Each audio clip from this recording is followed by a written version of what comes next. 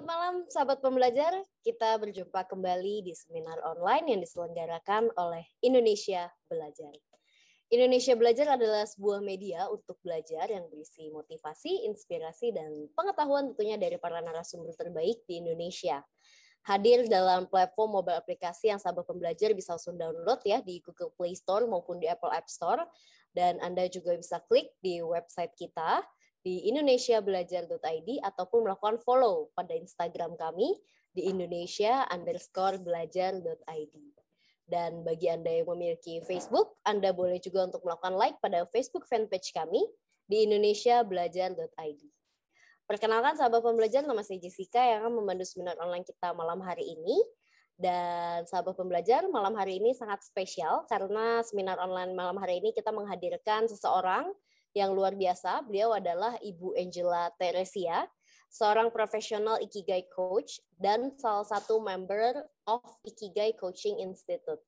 Tentunya beliau sudah hadir di tengah-tengah kita. Kita sapa terlebih dahulu. Selamat malam Bu Angela, apa kabar? Selamat malam Mbak Jessica, kabar baik. Bagaimana kabar Mbak Jessica? Luar biasa. Semoga sehat selalu dan bahagia selalu ya Bu Angela ya. Amin. Dan sahabat pembelajar tentunya. Oke, sahabat pembelajar, tema seminar online kita hari ini adalah Ikigai. Ketika Anda ingin mengetahui alasan dan tujuan hidup. Jadi memang di dunia ini ada 5 daerah yang masuk ke dalam the blue zone, di mana penduduk di daerah tersebut dikenal memiliki umur yang lebih panjang dan tetap dapat menikmati hidupnya. Sejumlah studi itu dilakukan dan ditemukan salah satu rahasia mereka adalah mengetahui ikigainya. Ikigai itu seringkali diterjemahkan sebagai tujuan hidup dan itu dianggap sesuatu yang sangat sulit. Padahal kata hidup lebih mengacu pada aktivitas keseharian. Sehingga ikigai sebenarnya berbicara mengenai kegembiraan sehari-hari yang tanpanya hidup mereka secara keseluruhan tidak akan bahagia. Jadi memang hari ini kita akan bahas bersama-sama dengan Bu Angela dan sahabat pembelajar, ini adalah sesi pertama kita. Kita akan bertemu dengan Bu Angela sampai sesi keempat. Jadi untuk Anda jangan keluar dulu sebelum kita benar-benar selesai. Dan untuk Anda yang ingin bertanya, Anda boleh langsung tulis saja pertanyaannya di dalam kolom chat. Nanti pada saat sesi tanya jawab kita akan bacakan dan kita akan bahas satu persatu. Oke. Tanpa berlama-lama lagi, baik Bu Angela, bagaimana nih penjelasan mengenai Ikigai? Silahkan Bu Angela. Oke, terima kasih. Selamat malam Bapak Ibu sahabat pembelajar. Senang sekali hari ini saya Angela bisa menyapa Bapak Ibu dan kita masih akan bersama-sama sampai dengan 3 sesi berikutnya. Kenapa banyak banget ya? Karena memang Ikigai adalah sebuah proses yang kita akan jalani bersama-sama. Tentu prosesnya nggak bisa instan gitu ya Bapak Ibu. Dan Bapak Ibu sahabat pembelajar, jika di sekitar Bapak Ibu ada kertas, satu kertas kosong, boleh A4 ataupun kertas lainnya, bolehkah saya minta bantu tolong disiapkan beserta dengan alat tulisnya? Mau pakai handphone juga boleh, mau pakai aplikasi Word dan lain-lainnya, silakan dimanfaatkan. Oke, Mbak Jessica, saya izin untuk share screen. Silakan Ibu. Oke, hari ini kita akan membahas di sesi awal banget kita, seperti yang tadi sudah disampaikan oleh Mbak Jessica tentang Ikigai, the purpose of life. Mungkin sebelum saya lanjut lebih jauh ke dalam materi kita, izinkan saya untuk memperkenalkan diri saya secara singkat. Nama saya Angela, pekerjaan saya sehari-hari saya adalah seorang dosen di Universitas Katolik Parahyangan Bandung, secara spesifik di Prodi Manajemen. Saya mengampu bidang pembelajaran yang berhubungan dengan pengembangan organisasi, human capital management, dan juga komunikasi. Jadi bidang-bidang yang berkaitan dengan manusia memang menjadi ketertarikan saya. Selain itu, saya juga bekerja di sebuah konsultan yang bernama Alessi Indonesia sebagai human capital consultant, dan di situ pekerjaan saya lebih banyak mendampingi sejumlah klien untuk melakukan entah itu perbaikan ataupun transformasi dalam pengelolaan karyawannya.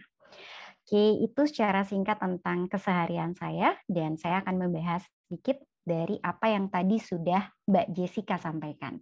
Bapak Ibu jika punya pertanyaan, Bapak Ibu boleh langsung mengetikkan di kolom chat dan nanti kita bisa diskusikan. Secara singkat, tadi Mbak Jessica sudah menceritakan bahwa memang ternyata Ikigai itu muncul karena adanya satu penelitian di mana ditemukan ada 5 daerah blue zones longevity life atau daerah-daerah di mana ternyata orang-orangnya itu atau penduduknya itu memiliki umur yang relatif lebih panjang dibandingkan dengan penduduk dunia pada umumnya. Nah, setelah diteliti, ternyata mereka punya beberapa argumentasi atau ada penelitian ilmiah yang dilakukan yang kemudian menemukan hal-hal yang disinyalir diduga menjadi salah satu penyebab atau pendorong panjangnya umurnya mereka, begitu ya. Nah, salah satunya adalah kota di Jepang yang bernama Okinawa. Jadi meskipun Bapak Ibu mendengar seolah-olah Ikigai itu adalah bahasa Jepang, tapi bukan berarti semua penduduk di daerah Jepang secara keseluruhan sudah menemukan Ikigainya mereka.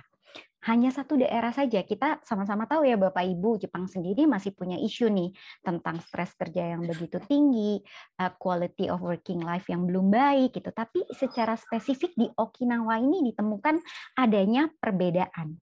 Ya, dan ternyata Bapak Ibu setelah dilakukan studi tersebut ditemukan bahwa yang membedakan Blue Zone Hotspot tadi adalah yang pertama, penduduknya itu ternyata melakukan apa yang disebut sebagai plant-based diet. Tentu ini bukan keahlian saya, bukan ruang lingkup pekerjaan saya juga gitu ya. Tapi yang saya pahami mereka, yang saya pelajari mereka menggunakan prinsip makan itu 80% kenyang, berhenti, ya. Dan kemudian mereka banyak memakan unsur-unsur atau makanan-makanan yang pengolahannya tidak terlalu kompleks. Semakin raw, semakin baik. Kemudian yang kedua, mereka ternyata punya apa yang disebut sebagai social community atau komunitas. Dan Bapak Ibu sangat beruntung karena Bapak Ibu punya Indonesia Belajar sebagai komunitas Bapak dan Ibu. Dan kalau Bapak Ibu punya komunitas-komunitas yang lain, saya pikir itu akan menjadi satu keistimewaan dan itu sebabnya juga mengapa saat ini komunitas begitu booming ya dan begitu marak sekali ada perkembangannya gitu. Kemudian yang ketiga adalah mereka secara rutin setiap hari melakukan apa yang disebut sebagai natural movement. Bukan pergi ke gym, angkat beban, melakukan kardio dengan berbagai gaya gerakan, tapi yang disarankan adalah melakukan natural movement. Berjalan kaki, duduk di rumput, bersatu dengan alam, itu yang ternyata mereka lakukan secara konsisten. Dan yang keempat, Bapak Ibu, yang kemudian menarik, dan itu yang menjadi kajian kita hari ini, adalah apa yang disebut sebagai Ikigai. Tapi tentu saja Bapak Ibu, saya rasa kita semua bisa sepakat bahwa terlepas dari umur kita panjang atau tidak gitu, yang terlebih penting adalah bisa nggak sih kita menikmati hidup kita sehari-hari. Mungkin itu yang menjadi alasan saya juga kenapa pada akhirnya saya belajar Ikigai, saya mendalami Ikigai, mulai dari kebutuhan personal saya, sampai akhirnya saya bisa mengambil sejumlah langkah dalam kehidupan karir karena bertemu dengan Ikigai ini. Nah, seperti tadi saya sampaikan, Bapak Ibu, untuk menemukan Ikigai ini prosesnya nggak sederhana sebetulnya, gitu ya. Tapi mari kita coba untuk elaborasi dengan cara yang sesederhana mungkin, dan saya butuh banyak sekali masukan dari Bapak Ibu, bantuan dari Bapak Ibu berkaitan dengan Ikigai ini. Yang pertama, tadi ya Bapak Ibu, Ikigai. Ikigai berasal dari istilah bahasa Jepang untuk menjelaskan tentang kesenangan dan makna kehidupan. Itu prinsipnya. Secara harafiah, Ikigai berasal dari kata iki yang artinya kehidupan dan gai yang artinya nilai atau makna. Kata hidup itu sendiri Bapak Ibu bukan sesuatu yang kompleks, bukan sesuatu yang bombastis, bukan sesuatu yang harus besar dan jauh di depan kita, tapi kata hidup itu sebetulnya lebih dekat dengan aktivitas harian kita. dengan sehari-hari gitu ya.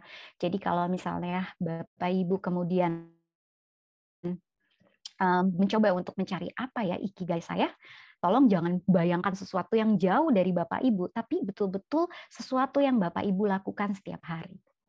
Jadi, ikigai kemudian diartikan sebagai alasan kita hidup, kita tahu makna hidup kita bisa menjalani hidup kita mulai dari bangun pagi sampai kemudian kita sampai di malam hari, itu semuanya prosesnya kita bisa nikmati.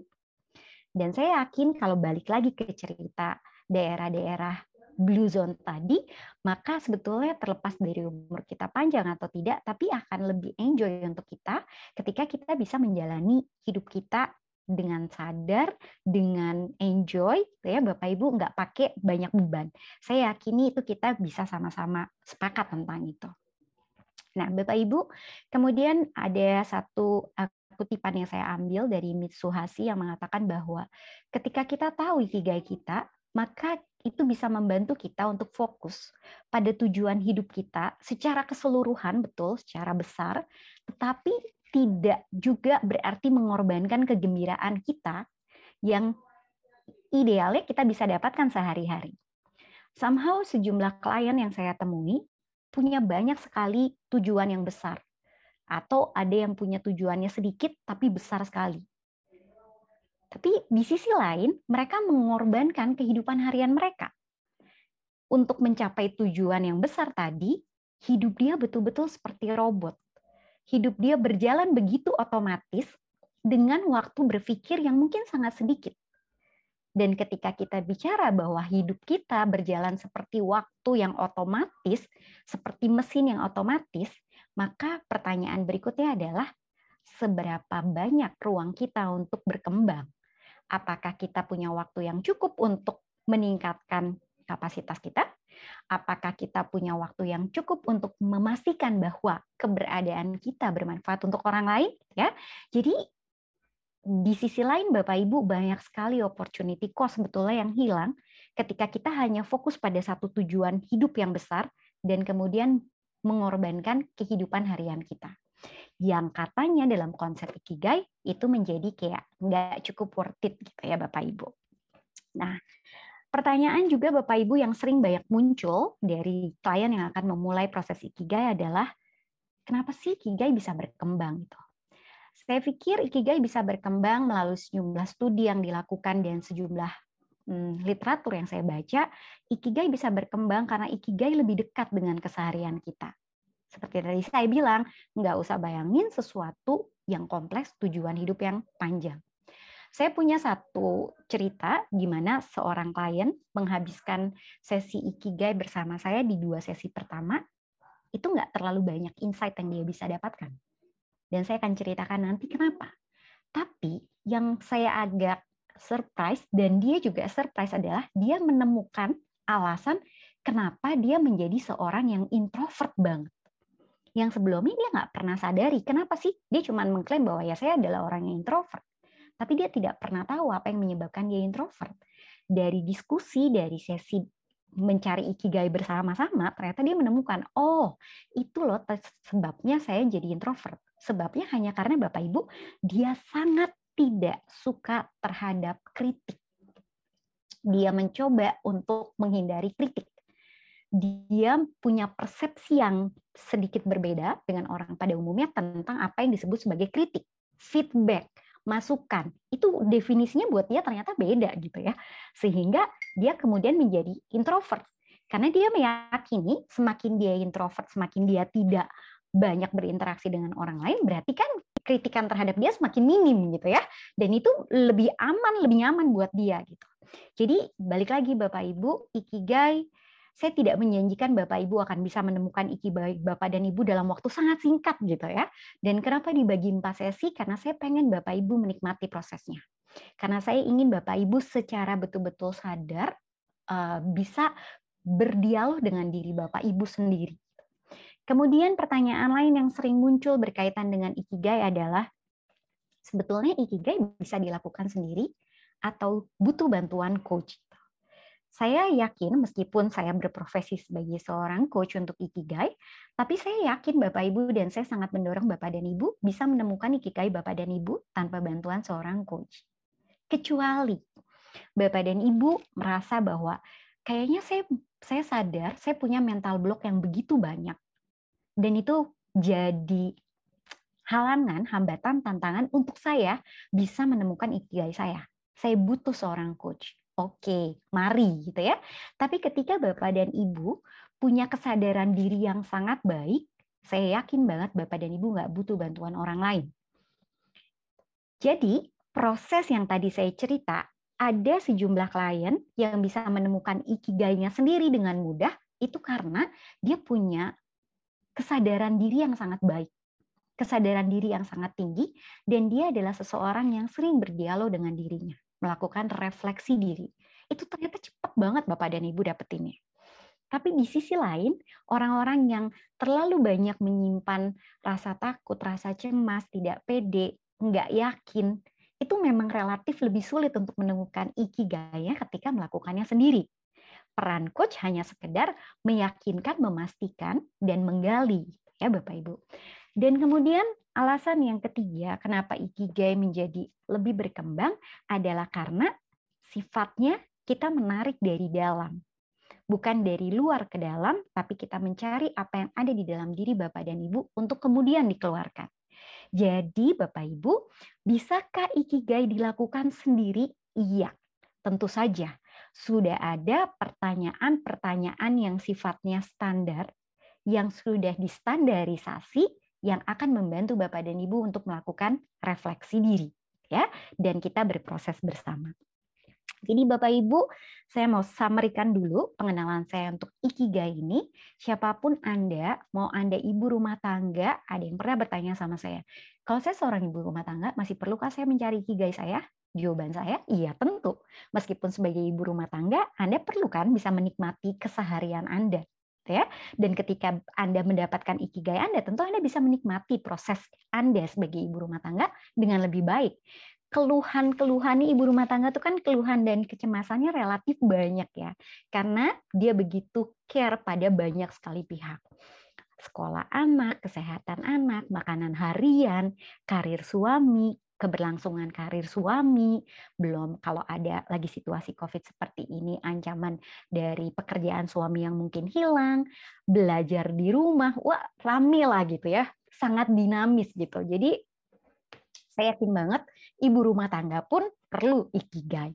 Oke, begitu ya Bapak Ibu. Jadi harapannya sungguh besar Bapak dan Ibu bisa berproses melalui sejumlah clue yang akan diberikan dan saya sudah siapkan untuk Bapak Ibu.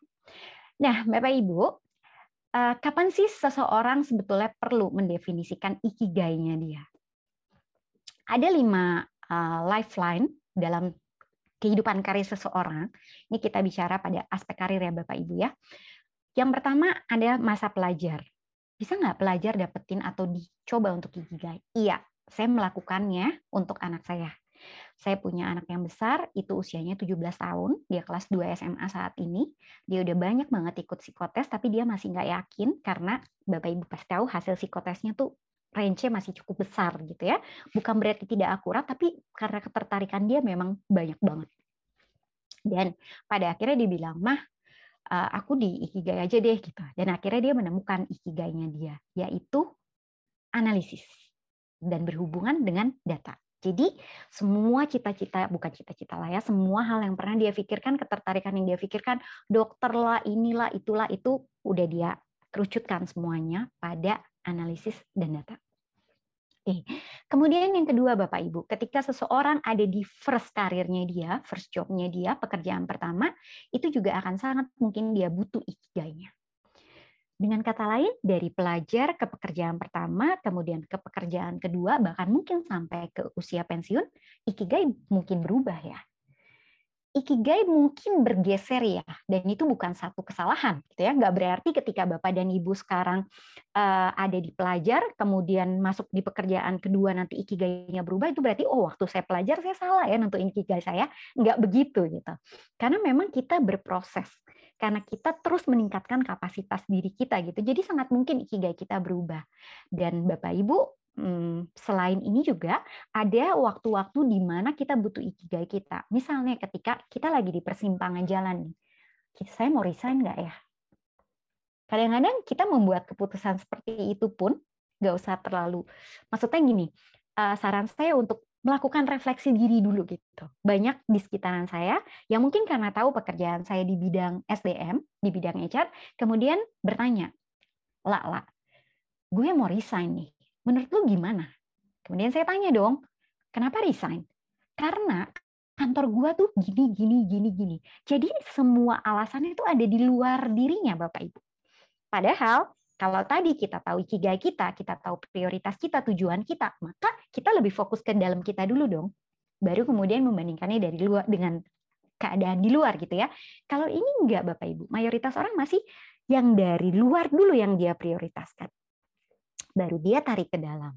Nah, kalau Bapak Ibu ada di persimpangan karir seperti itu juga merupakan alasan yang sangat tepat untuk Bapak Ibu bisa mencari ikigai. Kemudian, ini tadi saya sudah ceritakan ketika Bapak Ibu ingin tahu apa yang bisa dieksplor, ketika Bapak Ibu ingin menemukan berbagai jawaban yang selama ini ditanya dan sulit dijelaskan oleh diri sendiri, kita seringkali berdialog dan bertanya, kenapa gini ya, kenapa gitu ya, gitu. Dan kita belum dapat jawabannya, mungkin ini saatnya Bapak Ibu untuk mencari jawabannya. Dan kemudian ketika Bapak Ibu ingin memberi manfaat lebih banyak untuk lingkungan, termasuk mengembangkan diri Bapak Ibu sendiri, ini juga waktunya. Oke, selain itu Bapak Ibu, saya mengajak seorang teman yang sering kali dalam keseharian saya berkomunikasi dengan dia, isinya betul-betul keluhan Bapak Ibu. Ini begitu, tapi ini begitu, tapi ini terus rasanya apapun ketika dia minta saran dan saya kasih sarannya, saran saya nggak pernah benar. Selalu ada tapi gitu. Terus saya bilang, oke deh, saya nggak mau kasih saran, tapi kita ngobrol aja ya. Dan kemudian saya kasih sejumlah pertanyaan berkaitan dengan ikigai ini. Oke, jadi ini Bapak Ibu, semoga Bapak Ibu berada di salah satu alasan ini dengan kedatangan Bapak Ibu hari ini, malam ini di sesi kita, dan semoga kita betul-betul bisa meng-unlock ikigai Bapak dan Ibu. Kenapa disebutnya unlock? Sekali lagi, karena itu semua udah ada di dalam diri Bapak dan Ibu. Ada di dalam, kita cuma tinggal perlu membuka apa yang sudah ada di dalam diri Bapak dan Ibu tadi. Oke, Bapak Ibu, tadi kita udah bahas tentang ikigai. Tapi ikigai doang nggak cukup dong ya. Masa dengan kita tahu ikigai terus otomatis hidup kita berubah gitu ya? Tentu tidak. Tidak semudah itu Ferguson katanya. Yang perlu kita lakukan kemudian apa? Yang perlu kita lakukan setelah kita tahu ikigai kita, tentu kita harus tahu dong goal kita apa. Dan untuk mencapai tujuan itu, mana yang kita mau prioritaskan? Gimana caranya saya mau memprioritaskan itu? Tentu diperlukan action. Dan di action itu Bapak Ibu sangat mungkin yang keluar adalah, oh ternyata untuk mencapai ikigai saya, dengan memenuhi prioritas dan tujuan tadi, saya harus belajar bahasa Inggris. Itu adalah action-nya gitu ya. Jadi nggak berarti Bapak Ibu ketika kita udah dapat ikigai kita, hidup kita kelar gitu ya. Kita tinggal leha-leha jalan-jalan menikmati, ya enggak lah ya, enggak begitu juga gitu. Kasihan yang lain nanti. Bagaimana dengan profesi yang lain, pekerjaan yang lain? Hilang semua, apalagi yang berhubungan dengan pengembangan kapasitas dan kompetensi gitu. Nah, Bapak Ibu di sini juga saya ingin menceritakan bahwa tadi ketika Bapak Ibu punya satu ikigai, menemukan ikigai Bapak dan Ibu, tapi kan mungkin aja ya goalnya berbeda. Goal ketika student, Bapak Ibu ada di masa student, dan kemudian Bapak Ibu ada di karir pertama, Bapak Ibu ada di masa menjelang pensiun, tentu goalnya akan berbeda. Dan itu akan mengubah prioritas, akan merubah action. Jadi, sekali lagi saya tidak bosan meng-highlight kepada Bapak dan Ibu, bukan berarti ikigai perlu Bapak Ibu cari satu kali untuk seumur hidup.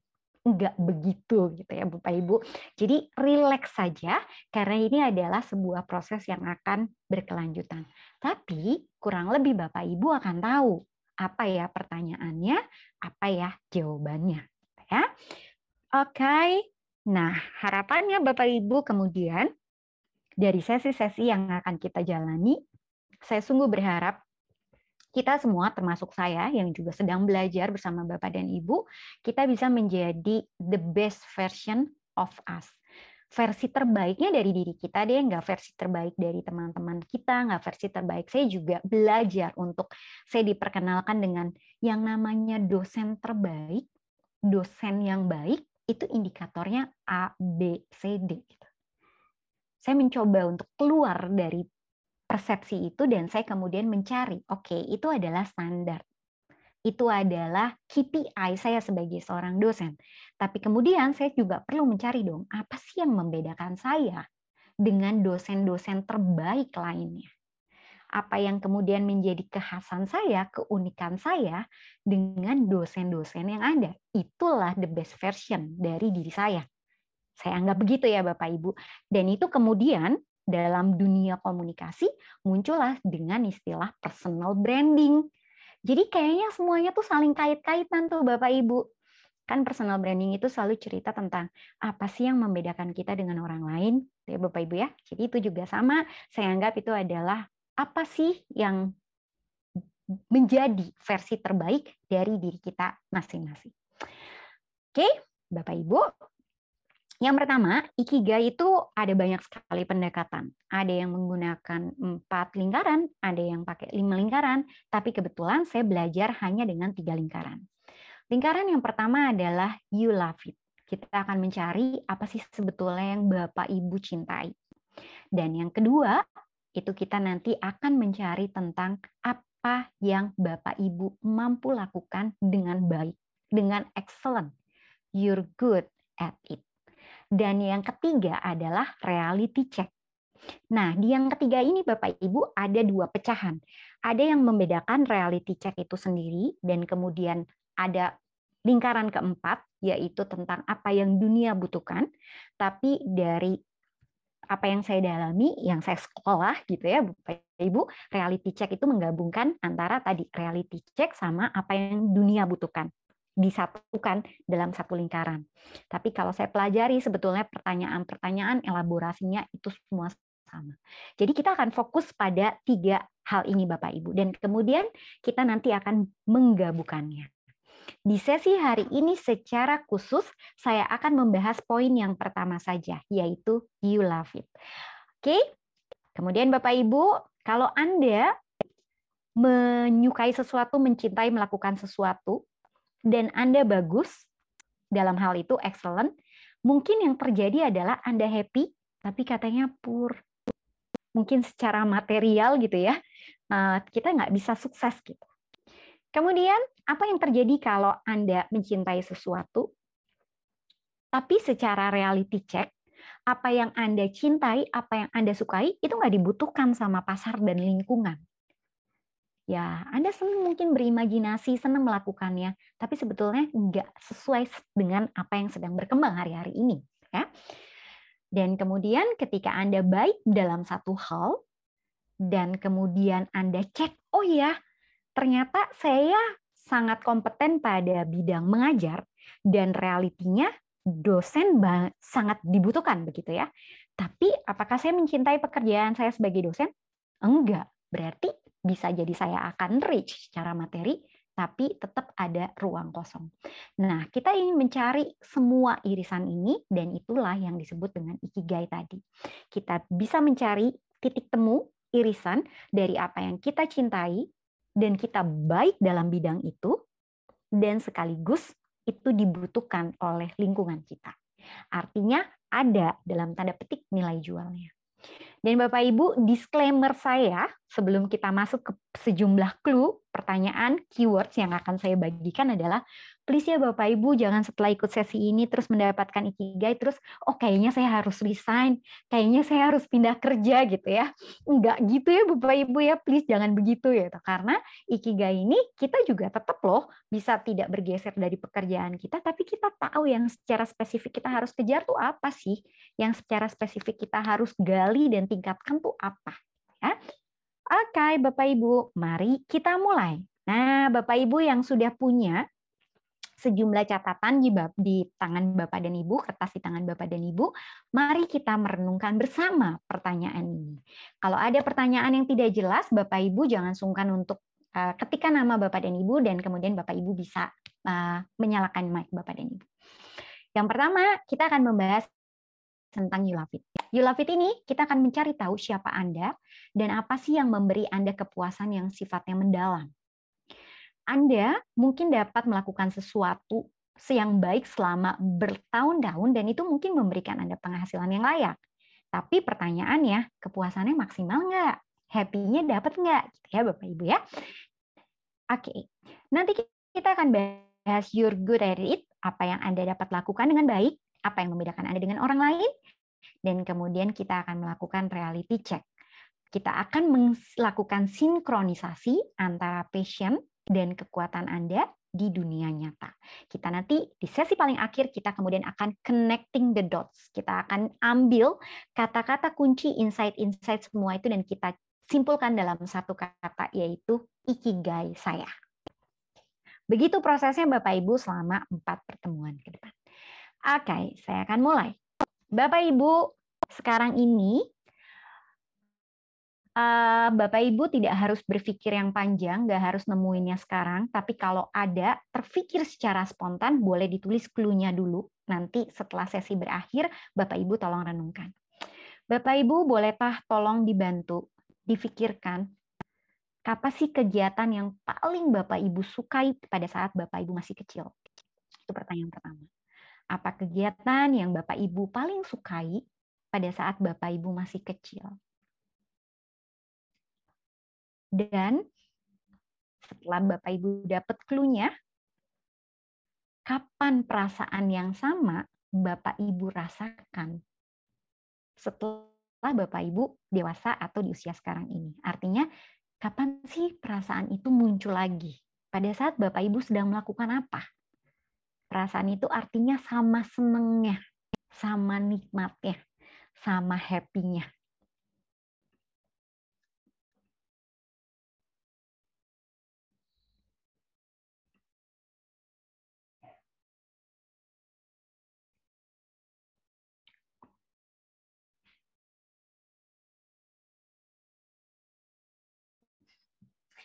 Ya, Ibu ingat dulu dengar kalau dosen itu rumahnya sedus, duitnya sesen ya. Harus banyak cintanya ya, Bu. Oke, Bapak Ibu, semoga sudah mendapatkan clue-nya. Yang kedua, Bapak Ibu, hari-hari ini, belakangan ini, atau Bapak Ibu boleh flashback ke waktu-waktu yang juga sudah cukup lama. Apa kegiatan yang paling membuat Bapak Ibu lupa waktu? Apa yang paling membuat Bapak Ibu lupa waktu? Bahkan nggak sadar, kelewat makan, nggak cari minum, bener-bener lupa waktu deh. Kok nggak kerasa ya tiba-tiba udah jam segini? Kok nggak kerasa ya tiba-tiba udah ini gitu ya? Tapi mungkin Bapak Ibu kalau bisa sih jawabannya bukan lagi kayak nonton drakor gitu ya. Itu mungkin agak khas gitu. Atau misalnya kalau saya ngobrol sama anak saya, pada saat main game, iya jangan main game ya. Yang lainnya. Tapi kalau misalnya nggak terpikir, cuman terpikirnya pada saat nonton drakor, nggak apa-apa, simpen aja dulu nonton drakor. Nanti kita dalami ada apa sih pada saat nonton drakor itu. Boleh ya Bapak Ibu, apa yang membuat Bapak Ibu lupa waktu? Nggak ingat makan, nggak ingat minum, hilang aja.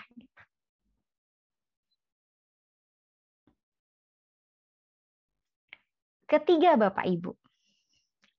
Andaikan Bapak Ibu memiliki kesempatan untuk memberi saran tentang karir, ini spesifik tentang karir, kepada Bapak dan Ibu di usia 16 tahun, seperti Bapak Ibu ketemu diri Bapak dan Ibu, tapi ketemunya Bapak Ibu 16 tahun dan Bapak Ibu saat ini itu ngobrol gitu. Kira-kira saran apa sih yang Bapak Ibu akan berikan? Saran karir apa yang akan diberikan?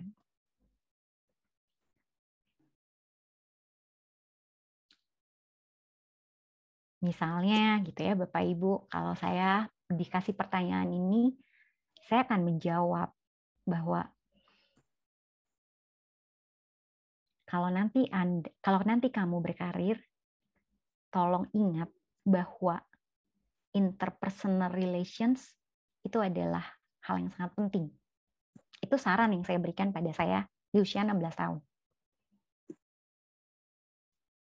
Siapa tahu Bapak Ibu punya yang lain. Mohon maaf kalau nanti waktu merenungnya pendek-pendek ya Bapak Ibu, tapi kita masih punya waktu merenung sampai minggu depan. Oke, saya lanjut ya Bapak Ibu ya. Kita akan ketemu dalam keseharian kita dua tipe orang Bapak Ibu. Orang yang pertama adalah orang yang sangat murah dengan pujian. Orang yang akan memuji kita. Oke, Bapak Ibu tolong bayangkan, Bapak Ibu pasti pernah bertemu orang baik dalam kehidupan Bapak dan Ibu. Baik artinya ramah pujian. Apa sih yang mereka puji dari Bapak dan Ibu? Boleh tolong dituliskan 3 hal. 3 hal yang orang puji dari Bapak dan Ibu. 3 hal yang orang puji dari Bapak dan Ibu.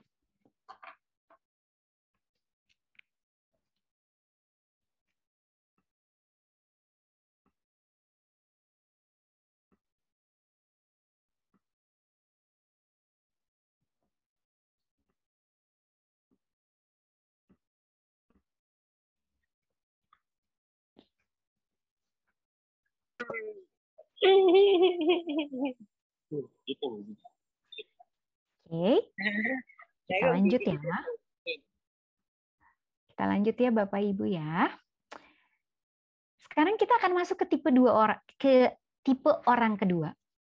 Pasti Bapak dan Ibu juga pernah bertemu dengan orang yang strict, dengan orang yang cukup keras dalam tanda petik. Dan apa penilaian mereka atau feedback mereka terhadap Bapak dan Ibu? Misal, saya pernah bertemu dengan seseorang yang keras dan mengatakan bahwa kamu itu terlalu fleksibel. Mengatakan kepada saya seperti itu. Atau saya bertemu dengan orang yang lain dan mengatakan, kamu harus lebih tegas. Boleh tolong Bapak Ibu dipikirkan 3 juga.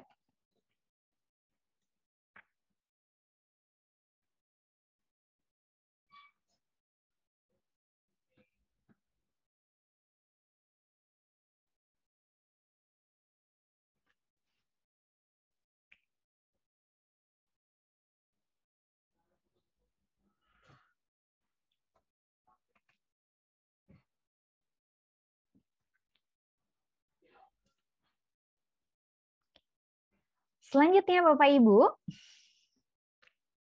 tolong berikan skor berkaitan dengan Ikigai. Bapak Ibu mungkin ada yang pernah mendengar istilah mojo. Ya, saya nggak bahas mojonya sekarang, tapi saya akan bertanya pada Bapak dan Ibu, bolehkah tolong dibuat skor dan prioritas untuk 5 hal ini? Kesehatan untuk Bapak dan Ibu punya angka prioritas berapa? Begitu juga dengan kekayaan, hubungan sosial, kebahagiaan, dan makna hidup.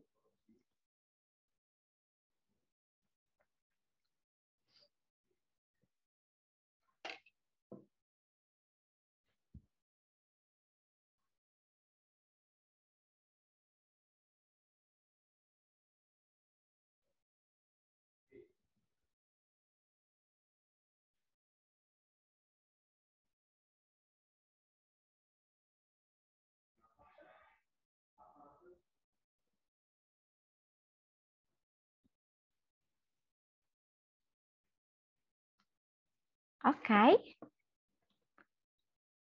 Sambil kita lanjut ya Bapak Ibu ya. Nah Bapak Ibu, kalau boleh memilih lagi nih Bapak Ibu, boleh nggak tolong sebutkan 3 pilihan studi yang Bapak Ibu ingin ambil? Kalau saya boleh memutar balik waktu, Bapak Ibu mau ambil apa sih? Ya, saya misalnya kalau saya boleh memutar balik waktu, saya akan ambil S1 saya psikologi.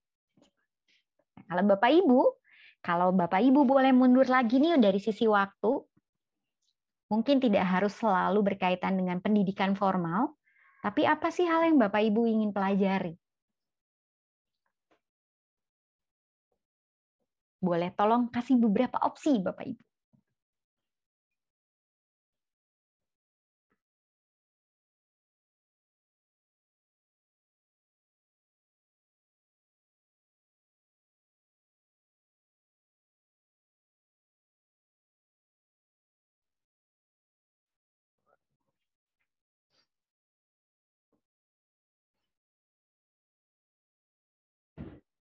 Oke.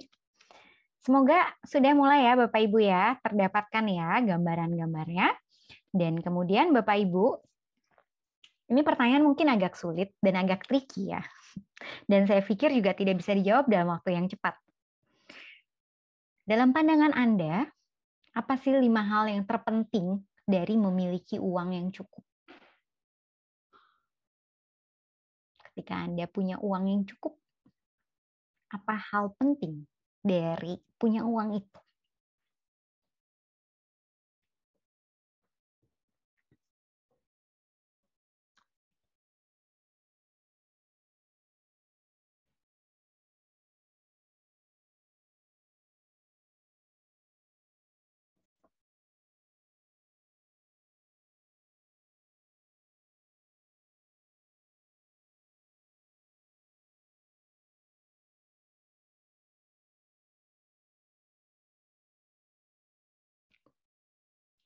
Banyak ya Bapak Ibu orang-orang yang sudah berusaha keras untuk mencapai tujuannya, yaitu punya uang dalam jumlah sekian gitu. Tapi kemudian setelah uang itu didapatkan, ternyata masih kurang, ya. Kejar lagi gitu ya. Tapi lebih esensi adalah ketika udah punya uang yang cukup, so what? Gitu. Apa kemudian hal pentingnya? Baik, Bapak dan Ibu, setelah ini saya akan menampilkan beberapa pertanyaan yang perlu Bapak Ibu renungkan dalam waktu 1 minggu ke depan, karena memang tidak mungkin direnungkan sekarang dan sifatnya sangat personal, untuk memastikan bahwa jawaban Bapak dan Ibu tadi sudah mantap, sudah yakin. Ya. Nanti Bapak Ibu boleh foto layarnya atau Bapak Ibu bisa dapetin PowerPoint-nya.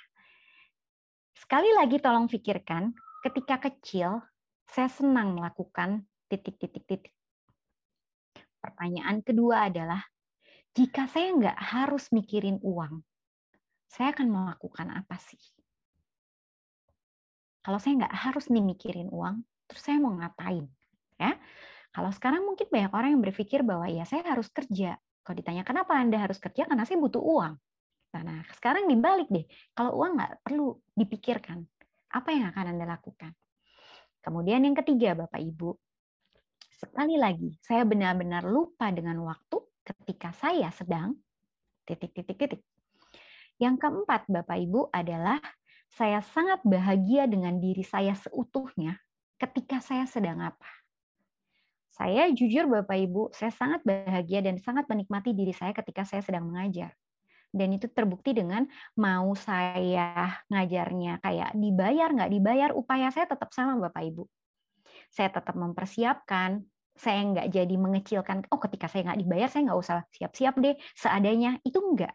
Karena saya betul-betul bukan hanya senang berbaginya, tapi ketika saya ngajar, saya merasa bahagia dengan diri saya. Gitu ya. Itu ngasih benar-benar kebahagiaan di dalam diri. Jadi upaya saya akan betul-betul sama banget gitu.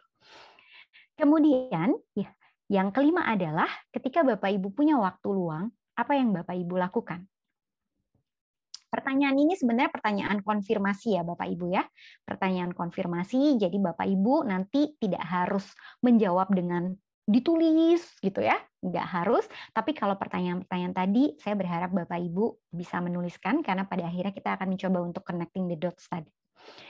Kemudian Bapak Ibu, tolong sebutkan beberapa orang di sekitaran Bapak dan Ibu, mau yang Bapak Ibu kenal, mau yang Bapak Ibu nggak kenal, gitu ya, yang Bapak Ibu anggap sebagai orang yang menginspirasi Anda. Dan boleh tolong sebutkan atau jelaskan di pikiran Anda kenapa orang itu menginspirasi untuk Anda. Pertanyaan ini sekali lagi adalah pertanyaan yang sifatnya mengkonfirmasi.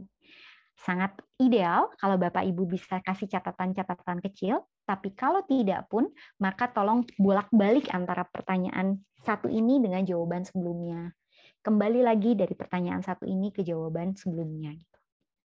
Dan Bapak Ibu, please pada saat mencari jawaban-jawaban ini, carinya ke dalam. Carinya ke dalam. Ya.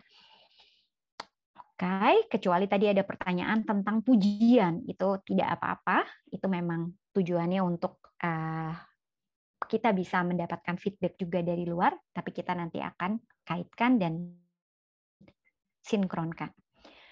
Oke, pertanyaan Bapak dan Ibu berikutnya setelah menjawab semuanya, dan ini adalah bagian yang mungkin cukup sulit di bagian ini adalah apa pola yang Anda lihat dari keseluruhan jawaban Anda? Ada polanya nggak sih? Ada nggak sih kata kunci yang selalu muncul? Misal, oh kata kuncinya adalah orang lain, orang lain, orang lain. Kata kuncinya adalah rutin, rutin, rutin. Kata kuncinya adalah negosiasi, negosiasi, negosiasi misalnya. Ya. Nah, tolong dicari Bapak Ibu polanya apa. Oke, sampai sini Bapak Ibu, saya kembali mengingatkan bahwa menemukan ikigai itu nggak gampang. Tapi saya yakin ini akan menjadi sedikit lebih ringan, menjadi lebih menyenangkan ketika Bapak dan Ibu sudah punya kesadaran diri yang baik. Jadi kalau Bapak Ibu saat ini belum terlalu terbiasa berdialog dengan diri Bapak Ibu sendiri, tenang-tenang aja, ini waktunya. Nggak usah buru-buru mikirin, kok saya nggak dapet pola ya, kok saya nggak dapet ikigai saya ya, gitu. Tenang, tenang Bapak Ibu. Masih ada pertanyaan-pertanyaan yang banyak nanti. Oke, jadi Bapak Ibu sampai sini tolong cari polanya, kemudian apa kata kunci yang selalu sama, dan Bapak Ibu nanti boleh tolong dituliskan setelah Bapak Ibu dapat polanya, Bapak Ibu boleh tolong lihat apa 5 hal atau 5 insight yang Bapak Ibu berhasil kenali setelah Bapak dan Ibu melakukan refleksi diri tadi. Oke. Apa 5 insight yang Bapak Ibu dapatkan dari proses tadi. Dan akhir kata Bapak Ibu, tentu saya mengucapkan selamat berproses. Saya tidak bisa membantu Bapak dan Ibu begitu banyak di satu waktu. Saya butuh bantuan dari Bapak dan Ibu juga untuk menjawab sejumlah pertanyaan tadi, dan kita akan bisa gabungkan di akhir sesi nanti setelah Bapak dan Ibu menemukan beberapa pola dan beberapa insight. Sekian dari saya, Mbak Jessica. Saya kembalikan dulu ke Mbak Jessica. Terima kasih. Luar biasa sekali, Bu Angela. Terima kasih banyak ya atas pencerahannya hari ini. Ini sangat, mungkin ini termasuk luar biasa sekali ya, karena kita ini di sini jadi tahu sebetulnya ikigai itu seperti apa dan bagaimana cara menemukannya. Kita akan dibantu oleh Bu Angela. Terima kasih banyak Bu Angela. Mungkin bagi Anda yang ingin bertanya, Anda boleh langsung tulis saja pertanyaannya di chat room ya. Boleh, ini adalah sesi tanya jawab, jadi boleh untuk bertanya. Tadi sudah ada pertanyaan sih sebetulnya dari Ibu Shirley mengenai yang tadi pertanyaan dari Bu Angela. Makna hidup itu maksudnya bagaimana? Ya, oke. Maaf, tadi saya tadi tidak melihat ada di sini gitu ya. Tadi ada, boleh diulang slide sebelumnya. Nanti jika memang dibutuhkan, saya bisa share slide-nya atau nanti saya bisa kasih via Mbak Jessica juga. Satu itu yang paling penting atau kurang penting, satu itu yang kurang, yang maksimal itu 10. Oke, dan kita bicara tentang makna hidup itu bagaimana. Makna hidup itu adalah apa yang bisa membuat kita bahagia. Itu adalah makna hidup dalam versinya Ikigai. Jadi makna hidup dalam versi Ikigai itu enggak satu hal yang terlalu bombastis atau besar sekali, tapi adalah kita bisa menemukan kesenangan hidup kita. Kita bisa menemukan kesenangan dalam keseharian kita. Kita betul-betul bisa sadar hal-hal yang memang kita harus syukuri. Kita bisa tahu, oh ini kekuatan kita. Karena kita pasti percaya banyak sekali di luar kita yang menyadari kita punya potensi-potensi tertentu, tapi ada juga orang-orang yang kemudian berpikir bahwa potensi saya tuh nggak ada gitu. Saya tuh sedikit banget.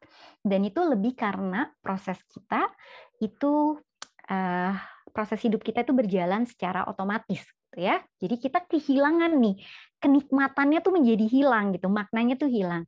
Jadi untuk Ibu Shirley, makna hidup itu sesederhana kita bisa menikmati proses di setiap hari kita.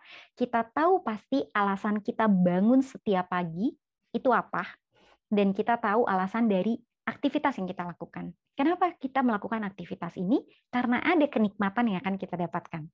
Kenapa saya melakukan ini? Karena ada kebahagiaan yang saya dapatkan.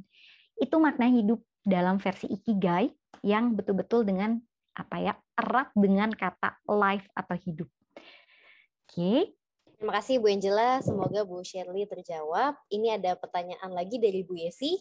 Ikigai itu apa sama dengan passion ya? Bu Angela, silahkan. Iya. Apakah Ikigai itu sama dengan passion? Bukan, Bu. Passion itu ada di bagian you love it. Itu passion. Jadi passion itu belum mewakili Ikigai secara keseluruhan. Tapi ketika kita sudah berhasil menemukan apa yang kita sukai, passionnya kita, itu aja udah satu kekayaan sendiri ya. Itu aja udah satu manfaat sendiri gitu. Tapi Ikigai secara umum adalah ketika passion ketemu dengan kompetensi, ketemu dengan kekuatan kita, ketemu dengan keahlian kita, dan ketemu dengan reality. Reality itu artinya bahwa apa yang kita sukai, apa yang menjadi kompetensi kita, itu ternyata dibutuhkan, dicari di masyarakat. Bisa kita terus kembangkan, bisa kita implementasikan. Nah, itu Ikigai. Pertemuan antara passion, kompetensi, dan realita. Itu semua disinkronkan. Semoga menjawab untuk Ibu Yesi. Terima kasih Bu Angela, Bu Yesi semoga terjawab. Ini ada dari Bu Inge. Tadi yang belum jelas adalah skor mengenai kesehatan dan lain-lain. Apakah bisa dijelaskan lagi Bu Angela? Silahkan. Iya. Oke, terima kasih. Iya, betul. Jadi dalam Ikigai ini, teori Ikigai ini sangat erat dengan teori Mojo dari Abraham, saya lupa persisnya namanya gitu ya, di mana dalam teori itu disebutkan bahwa ada beberapa hal dalam hidup kita yang menjadi prioritas. Seperti tadi ada kesehatan, kemudian kita harus ngasih skor gitu ya, Bapak Ibu, untuk mungkin saya akan kembali pada layar tadi sebentar supaya bisa menjelaskan. Oke. Maaf ya. Nah, di layar ini ya, ada kesehatan, ada kekayaan, ada hubungan sosial, kebahagiaan, dan makna hidup. Pada bagian ini, Bapak dan Ibu diminta untuk memberi skor kesehatan. Itu berapa sih prioritasnya untuk Bapak dan Ibu? Kemudian kekayaan, berapa sih skornya untuk Bapak dan Ibu? Prioritasnya. Kenapa diminta untuk mengisi ini? Karena kita nanti mau cari pola. Kita mau cari dots-nya gitu. Misalnya gini, kita bicara tentang kebahagiaan mau saya kasih prioritas 10. Ketika misalnya terus hubungan sosial atau misalnya kesehatan juga ada 10, maka pertanyaan berikutnya adalah yang mana yang lebih akan Anda prioritaskan? Kesehatan atau kebahagiaan? Ya, jadi Bapak Ibu untuk bagian ini bukan hanya sekedar memberi skor, ketika ada skor yang sama Bapak Ibu perlu membuat skala prioritas. Yang mana yang lebih dulu? Dan ini nanti akan dibutuhkan untuk sinkronisasi di belakang nanti. Jadi mungkin ada sejumlah pertanyaan yang Bapak Ibu sekarang kayak ini buat apa ya gitu ya. Tujuannya adalah untuk connecting the dots. Sebetulnya Bapak Ibu pertanyaannya itu ada banyak banget gitu. Untuk You Love It aja mungkin pertanyaannya ada 20 pertanyaan lebih. Tapi saya coba untuk cari clue-cluenya. Oh ya Bapak Ibu. Pertanyaan ini juga sebetulnya berbeda Bapak Ibu. Kalau ini ketemu secara one on one, maka saya harus memprofil dulu Bapak Ibu itu tipe orang yang berpikirnya lebih idealis, besar gitu ya, lebih makro atau lebih mikro. Itu ternyata nanti pertanyaannya tuh ada perbedaan. Tapi ini saya udah cari titik temunya. Saya udah cari yang samanya dulu, yang secara standar berlaku gitu ya. Tapi kalau misalnya Bapak Ibu nanti merasa bahwa oh di bagian ini saya belum dapat banget, oke, nanti kita kasih pertanyaan-pertanyaan untuk terus menggali. Oke, begitu Mbak Jessica. Terima kasih Bu Angela. Semoga terjawab ya. Ini ada pertanyaan dari Bapak Andian Dio, saya akan bacakan. Selamat malam Bu Angela, terima kasih banyak atas pembelajarannya. Saya ingin bertanya, saya itu tertarik dengan Ikigai, tapi belum mengaplikasikannya. Setelah tadi merefleksikan diri, saya belum menemukan makna hidup saya, Bu. Pertanyaan saya, kenapa harus mencoba mencari makna hidup, Bu? Apa yang dirasakan setelah menemukan Ikigai kita? Oke, terima kasih.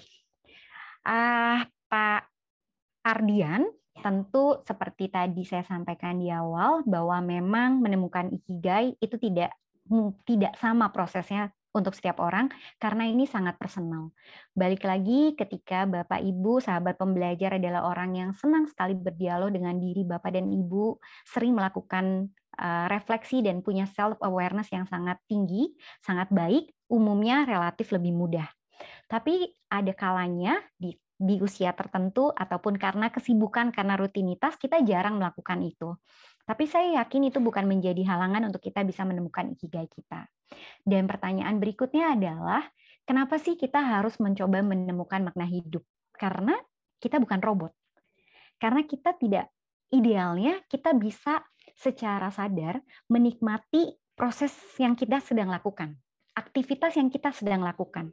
Dan kita bisa mengenali apa sih nikmatnya dari aktivitas ini. Apa sih senangnya dari aktivitas ini.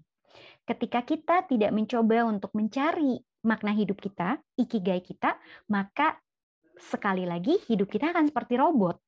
Semua berjalan seperti seolah-olah otomatis. Dan ketika semua berjalan seperti otomatis, maka kita yang dikendalikan oleh luar. Kita yang ditarik oleh luar diri kita.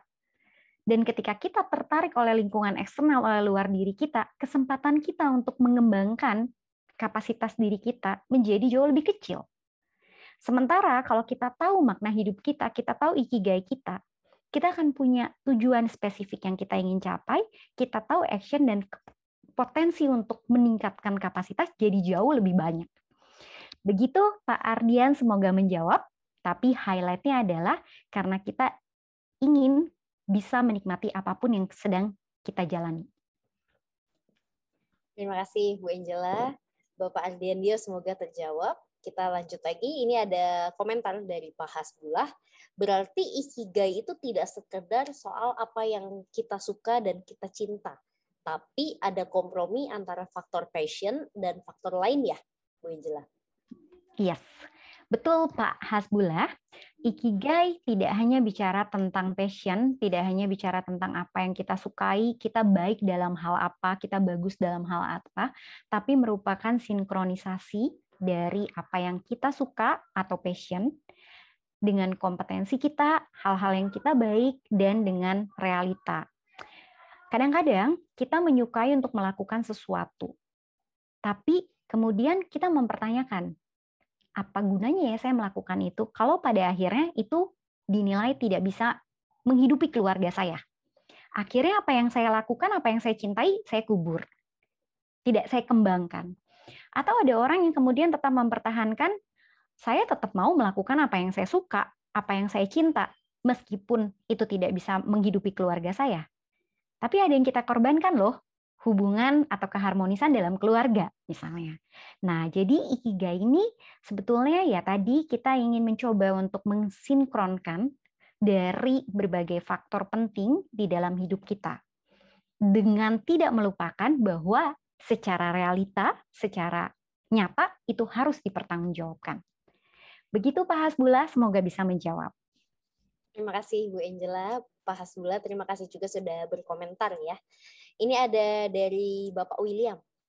Ketika kita sudah menemukan Ikigai nantinya, dan bagaimana jika ternyata Ikigai kita sepertinya itu tidak bisa menghasilkan penghasilan. Gimana ya Bu Angela? Ya, itu seperti yang tadi Bu Angela sudah sampaikan ya. Ya. Oke, mungkin Bu Angela mau menambahkan terlebih dahulu nih terhadap Pak William. Silahkan. Pak William, kalau nanti kita sudah mencapai Ikigai, yang artinya adalah sudah merupakan irisan dari ketiga lingkaran tadi, maka artinya dia bisa menjadi penghasilan. Itu pasti, Pak. Karena sudah melalui proses reality check gitu ya. Kalau tadi yang Bapak kita belum bisa ternyata dia tidak bisa menjadi penghasilan, itu berarti baru irisan antara you love it and you're good at it. Baru irisan antara apa yang saya sukai dan itulah kompetensi saya, baru di irisan itu. Tapi kalau kita bicaranya sudah pada ikigai, maka nanti ada tahap ketiga yang reality check itu, Pak. Nah, urusan duduitannya itu, Pak, ada di reality check itu gitu ya. Urusan dia menjadi masuk akal atau tidak, apakah Anda kemudian akan terdorong atau tidak, itu ada di reality check. Jadi Bapak Ibu, tahap reality check nanti sebetulnya bukan tahap reality check, tahap connecting the dots-nya, tahap sinkronisasinya itu yang jauh lebih berat daripada proses perenungan ini gitu ya. Jadi proses perenungan ininya coba untuk dinikmati. Begitu ya jawabannya Pak William, pasti bisa menghasilkan Pak, karena ada reality check-nya. Luar biasa sekali. Terima kasih Bu Angela. Ini juga sudah ada beberapa yang berkomentar dari Bu Eli. Thank you. Ella, ini ada dari Bu Inge, sudah lebih mengerti yang dimaksud. Terima kasih. Dan ada juga dari Bu Marin. Terima kasih Bu Angela sudah membantu kami menemukan ikigai kami. Luar biasa. Terima kasih juga Pak William, dari Pak William dan juga dari Pak Hasbullah. Oke, terima kasih juga sahabat pembelajar sudah berkomentar dan juga hadir ya di tengah-tengah kita. Mungkin sebelum kita tutup, boleh Bu Angela untuk memberikan sebuah closing statement. Silakan Bu Angela. Oke, terima kasih Mbak Jessica. Bapak Ibu, sahabat pembelajar, terima kasih banyak untuk mau berpartisipasi dalam sesi ini. Tentu seperti tadi saya sampaikan di awal, saya tidak bisa membantu Bapak Ibu dalam waktu yang sangat cepat karena ini sifatnya sangat personal. Saya hanya mempunyai tools, saya hanya mempelajari tools untuk bisa membantu Bapak dan Ibu melalui sejumlah pertanyaan. Semoga Bapak dan Ibu selama 1 minggu ke depan masih punya waktu yang cukup untuk mencari jawaban-jawaban itu. Tolong Bapak Ibu tidak perlu buru-buru, tapi betul-betul dinikmati prosesnya, dinikmati refleksinya, dan sekali lagi tidak ada paksaan dari luar sama sekali. Apapun yang Bapak Ibu ingin jawab, silakan jawab seperti apa adanya gitu. Dan kita bisa bertemu lagi di sesi depan untuk masuk ke You're Good at It gitu. Semoga Bapak dan Ibu masih tetap bisa bergabung dan semoga Bapak dan Ibu punya alasan yang tepat untuk mencari ikigai Bapak dan Ibu di hari-hari ini. Begitu Mbak Jessica. Terima kasih banyak semuanya. Terima kasih, luar biasa sekali Bu Angela pencerahannya hari ini dan juga mengenai ikigainya ya. Ini sangat menarik. Dan seperti yang tadi Bu Angela sampaikan, sahabat pembelajar, minggu depan kita akan bertemu lagi dengan Bu Angela tentunya di sesi yang kedua. Tapi jangan lupa juga untuk hadir di minggu depan. Dan hari ini sangat terima kasih telah hadir di sini. Dan sahabat pembelajar, saya akan sampaikan bahwa ini nanti akan kita masukkan ke YouTube-nya Indonesia Belajar. Jadi apabila sahabat pembelajar ingin share ke sanak saudara di sesi kita yang pertama ini, bisa nanti ditonton di YouTube-nya Indonesia Belajar. Terima kasih Bu Angela atas waktunya dan juga pencerahannya luar biasa sekali. Dan terima kasih juga sahabat pembelajar telah hadir di tengah-tengah kita. Mungkin sebelum saya benar-benar tutup, boleh kita foto bersama dulu ya hari ini. Kita foto keluarga dulu. Oke. Foto keluarga ya, keluarga Cemara. Oke, kita akan foto 2 kali. Boleh sahabat pembelajar yang belum buka kamera, boleh buka kameranya. Kita akan berfoto. Silahkan. Dibuka terlebih dahulu kameranya. Oke. Saya akan hitung untuk halaman yang pertama ya, atau page yang pertama. Akan dibantu foto oleh tim. 1, 2, 3. Oke, siap. Terima kasih. Kita lanjut ke page yang kedua. Mungkin sahabat pembelajar yang belum buka kamera, boleh buka kameranya. Saya akan foto lagi. 1, 2, 3. Siap. Terima kasih. Luar biasa sekali sahabat pembelajar dan juga Bu Angela. Thank you so much. Kita akan berjumpa lagi di minggu depan. Sekali lagi terima kasih. Salam sukses luar biasa. Stay safe, stay healthy. Thank you Bu Angela. Oke, terima kasih semua. Selamat malam Bapak Ibu. Sehat-sehat selalu. Sahabat pembelajar boleh buka mic-nya, kita ucapkan terima kasih kepada Bu Angela. Terima kasih Bu. Terima kasih Bu. Terima kasih.